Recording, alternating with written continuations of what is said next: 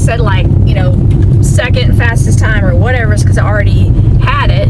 But I don't have all the longer connector trails and stuff like that. But that's crazy. It didn't even feel like I was out of control. Like my other bike, the 29, like it's all 29 inch. Man, that thing would fishtail out like, whoosh, and I was like, oh my god, like, oh my god.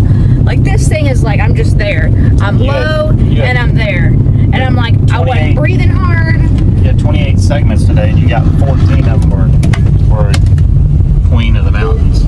Yeah, I wasn't breathing hard or anything like that, but the thing goes downhill fast. A lot of the stuff that we rode today was descending, and then there's a lot of uphill that you're trying to get to. We're just chilling, trying to get to the uphill. That's crazy though, because in my other bike, it's like you feel like the other bike's faster, like my old one, but it's not. It's just because you're out of control, and that makes you feel like, oh, like kind of scared, and then you feel like you're faster, but you're not. So I give it a thumbs up on taking the risk of getting a mullet, which I was like, yeah, man, I don't know, this is weird, it feels slow. No, I just think it's because we're not out of control, and I feel safer. Not one time that I feel like, there was one time I felt like I was gonna eat it, but I was like, oh, I'll just like yank the bike back and I was fine. But check out Hot Springs, downtown. There's a church over there, Catholic church, and then I've never been over there, but then there's that thing you can walk up all the way to the top if you want to. But then there's a bike shop way down there, Parkside. Look, there's a little sign that we need that in our town. That's so cute. It says trails that way. That's so cute. Anyways, I'm going to show you guys a little bit of the downtown. The windows might be a little bit dirty, and you know what? I look dirty, but here we go. This is where Al Capone is in the yellow. What's up, y'all? It's Lori the Bike Chick from Simpson's Fitness and Adventure Sports in White House, Texas. As you know, I love e-bikes. My very first e-bike was a Trek Rail 9.7 in 2020, and I rode it to 5,000 miles. E-bike 30 seconds, starting in 5, 4, 3, 2, 1, go!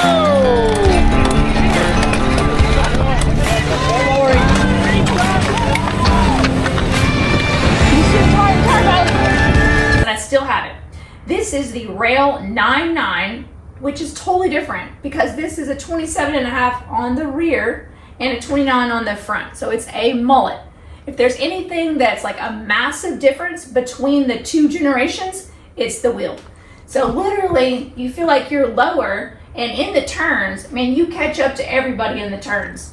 Then on the flats, yeah, it's not as fast in the flats or on the ups, but then you're right on top of them again. So there's this fine balance between the two. I do feel more stable, like it tracks so good. It's just so stable. Where my other one, I felt like I was more up on top of the bike and a little bit like out of control. This one is extremely in control, and I can't wait to take to Arkansas and really try it out on the rocks. The thing is, like, standing up, I stand up so much more because I can just get up easier from here to here, like position-wise, than as opposed to being on a 29er. Because I feel more stable. I don't feel like I'm, I don't know how to explain it. Be too much over the bike, So just getting up and down like that is just easier.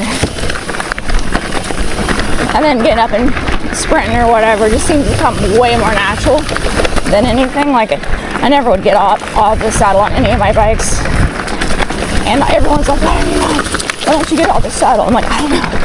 But this just seems like you just want to get out of the saddle, like that. 160 as far as the suspension goes. My other bike, I had gutted it and put 170 on it. As far as the tire width, they're giving you a 2.50 and obviously a 27.5 in the rear, which is totally different. Carbon fiber frame, which all the rails except for like the Rail 5, and I don't even think they make a 7 anymore. But all of them that have a 9 point, they're all carbon. Obviously, I went with the 9.9 because you get a RockShox version of this with the SRAM battery, which I'm already used to it, so I really like having that. The one below it, the one below it had the 9.7 had the Fox on it. You can get this one in the Fox too. Yeah, but I'm just so used to this because you can just put just a little bit on and off. It's just perfect. And then electronic shifting from SRAM. So easy or hard or hard or easy. You do have to have the bike on. You've got Eco, Tour, EMTB, and Turbo. And each of them have a different mileage depending on how much you shift and how much that you weigh. And then we go to electronic shifting. You make it easy or hard. And it has, well, this is so cool.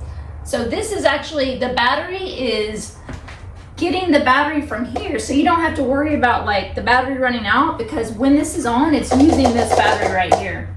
Another thing that you can use a hex key on this side to get the actual battery completely out. You don't have to, oh, where's my keys? I don't know where my keys are. No, just use a hex key.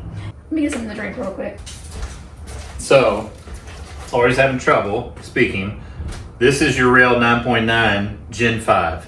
The Gen 5 comes with 800 watts, 800 watt hours of battery life. But right now she's coming back in here and she's gonna think that I've stole her podcast or her YouTube, but I haven't. But what I am doing is filming anyways, and it's going to be funny. So, what do we have here? You be Vanna White. Comes with 800 watt hours of battery life. That's true. And then you can add an what is it? A range extender with this, which will take it 1,000 plus watt hours of battery life. Man, super cool. You really know your stuff. I do. I know my stuff. This is a 27.5 rear. This is a 29er in the front, which makes this a mullet. We like mullets. But I think the crank arms are 160 millimeter as well. Oh, and there's no pedal strike. I was so nervous about that, Yeah. and there's none. I mean, it's amazing. You have, in your front suspension, you have low speed compression, high speed compression. You have low speed rebound, high speed rebound. So you have all the gadgets and all the fun. It is an air fork, so you can supply it with whatever air that fits you best for your weight. Oh, yeah. It's either 200 or 220. I can't. They're huge. Brakes are 4-piston brakes. These are SRAM codes. These are awesome. They modulate not only for the throw, but also for how much brake you want to have at the same time as whatever your throw is. Lori has put different bars on here. She's got the motocross bars that have a little bit of suspension in them. She really digs that. I think she does a lot better on the trails that way. So it has minnow link, so it can change the rear. You can raise this bottom bracket area up a little bit so it's a little higher, but you can also leave it a little lower. So it has adjustability that way, but it also, I believe, has a link right here that you can flip and you can adjust the way the shock position is. And you can add a coil. And you can add a coil, either way. Your charging port is going to be on the passenger or the non-drive side. So the charging port is on the non-drive side. It is a little different than previous gens on some of the charging, like our old gens are not the same charger, but these are, which I think are the same as the Gen 4s. And it's a way stronger door too. Like the actual open and close is like way better. Other than that, oh, talk about the transmission. There's no derailleur hanger, so the derailleur is stuck and attached in the middle, right in the center of the wheel, the strongest part of the wheel. Right. So you don't have to worry about bending it or anything like that. You can practically jump on it. Because the Eagle transmission derailleur mounts directly to UDH compatible frames, its full mount design works around the one constant on every mountain bike: the center of the rear axle. And it's got a flat chain on it. So when it's shifting, especially with e-bikers, asking me how I know, because we've had like a big chain chunk situation, bent chain. You kind of see it, you can see where it's like slanted down right here, but then kind of straight, but then kind of tipping over right there. Flat top chain. Yeah, so it makes it a little bit stronger on the flat top chain. They run a little bit smoother. It comes with carbon wheels on the 9.9 like this. So talk about the carbon care, because they get 2 years and then a lifetime warranty on the wheels. So you do get 2 years, 2-year carbon care on this. So basically no questions asked. So if you break a carbon wheel, they'll replace the hoop or the rim itself with a new wheel. And past that, they will continue to lifetime warranty them, which could be a 20%, like a loyalty discount or whatever, else. It's just like a bike, basically. Carbon is always the way to go. You get a lifetime warranty on the frame too. That's right. Nice. Motor, I think you get a 2-year. Battery, you get a 2-year. So that being said, Oh, let's talk about the 100 newton meters of torque. It comes with 85, but there's an upgrade that you can do, which is amazing. We just automatically did it. I've already used to the 85 already in life. Someone's talking about like torque. So takes off quicker. But then I'm not even pedaling. So like, watch this. So from like say a dead stop, almost dead. And it just keeps going. yeah, so Trek has an update for the Bosch, this Bosch motor that comes on this Trek rail.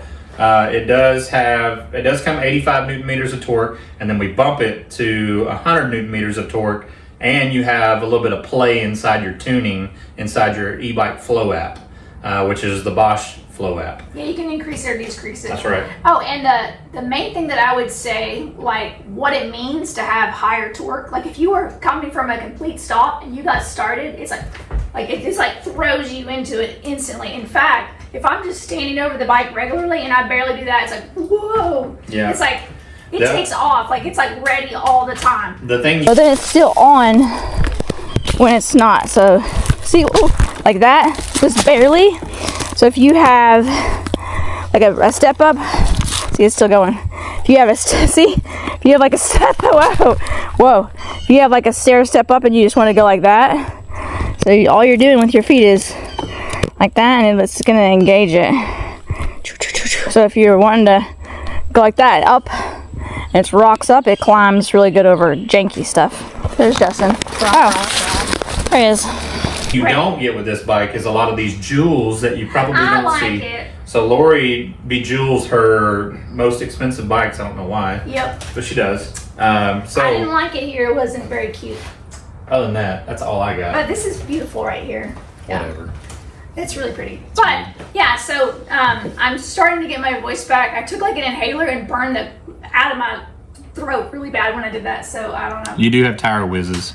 Oh yeah, and I have not used them yet. But they mean something as far as, I guess what would be cool, like if the bike was in the back of the van and you're about to do a trip and you're like, oh, is my tire aired up? Do I need to go back there and air it up? Then it would tell you if you do or you don't need to do that or not. And that's located in the SRAM app. Yeah, there's an app, and then there's an app that tells you if your battery needs to be changed or not. No, but in all honesty, like this thing is so good on the turns. Like when I had the 29er, I would go into a turn and everyone was like, Laura, you can ride good, but you suck at turning. Like you suck. And I'm like, now they won't have to say that anymore because it literally just like hooks up so good in the turns, you know?